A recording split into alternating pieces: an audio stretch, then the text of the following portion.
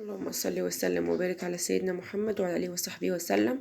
فيديو جديد معاكم حبايبي النهارده، فيديو ان شاء الله هيعجبكم. بنقرب لكم بقى رمضان والشهر الكريم، كده بنجيب روايحه لحد عندنا. والنهارده هنعمل مع بعض وصفه من وصفات رمضان الجميله اللي احنا بنحبها وكلنا بنجري عليها عشان نجيبها.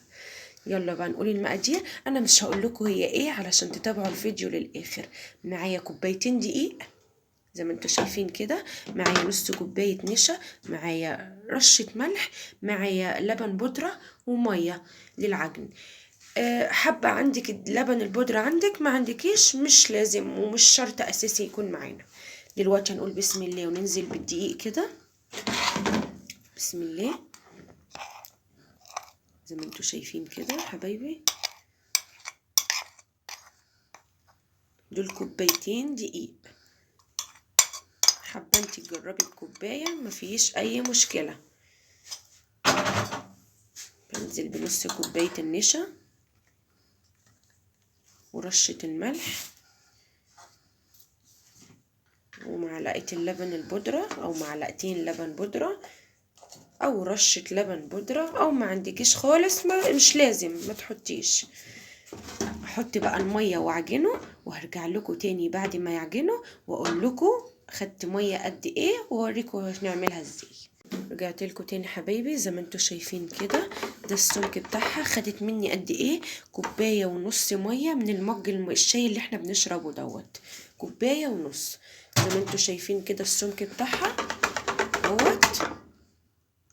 برضو مش هقول لكم هي ايه. هشيل بقى الصينيه وهاجي اولع معاكم البوتاجاز ونشوف هنعمل ايه. رجعت لكم تاني حبايبي، معايا طاسه على النار. طبعا العجينه معايا طبق فيه معلقه واحده زيت، ومعايا ازازه صغيره بتاعت المياه المعدنيه اللي بنروح بيها الشغل والنوادي، قطعها 2 زي ما انتوا شايفين كده، وخرمه خرم من فوق في الغطا.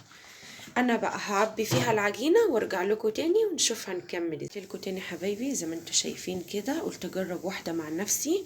زي ما انتوا شايفين حطيت العجينه كده في الازازه اهوت زي ما انتوا شايفين كده، ودهنت فرشة زيت بس كده يا دوبك تدهنيها كده بالطاسة، وحطيت فيها العجينة كده من الخرم بتاع الازازة من تحت. هقلبها بقى كده اهو. احنا هنعمل ايه؟ طبعا انتوا عرفتوها قدامها كوباينة. احنا بنعمل الكنافة بتاعت رمضان في بيتنا. الكنافة زي ما انتوا شايفين اهوت، شايفين؟ واحط قدامكم تاني اهوت. يا سلام يا سلام، مش بقولكوا جبتلكوا رمضان عن ودكوا. ادي الكنافه في بيت. قال ايه؟ نزلت اقول للراجل يقول لي الكيلو ب30 جنيه. طب وعلى ايه ده؟ هما كوبايتين دقيق وهتعملي منها صينيتين في بيتك، وهتملي وتغرقي البيت بيها وتشكليها زي ما انت عايزه. انا بقى كده هفضل احط واطلع واوريكوا الشكل النهائي ليها. رجعت لكم تاني حبايبي، زي ما انتوا شايفين كده شكل الكنافه. والله العظيم بكوبايتين دقيق اللي انتوا شفتوهم معايا. قال ايه؟ ما تسيبيش حد يتحكم فيكي وتروحي للتاجر يقولك كنت نفسك في الحاجه، يقولك الحاجه غاليه. قومي جربي ودبري لنفسك لبيتك. دوري تعملي ايه، جددي، شوفي البديل ليها. ما تقفيش على حاجة عندك وقومي جربي بنفسك، هتعملي احلى حاجة. عملنا بكوبايتين دقيق الكنافة ام 30 جنيه. سيبيها عندهم بقى في المحلات، هتعملي منها حشو، هتعمليها ملفوفة، هتشيليها في الفريزر وقت ما تحتاجيها تلاقيها.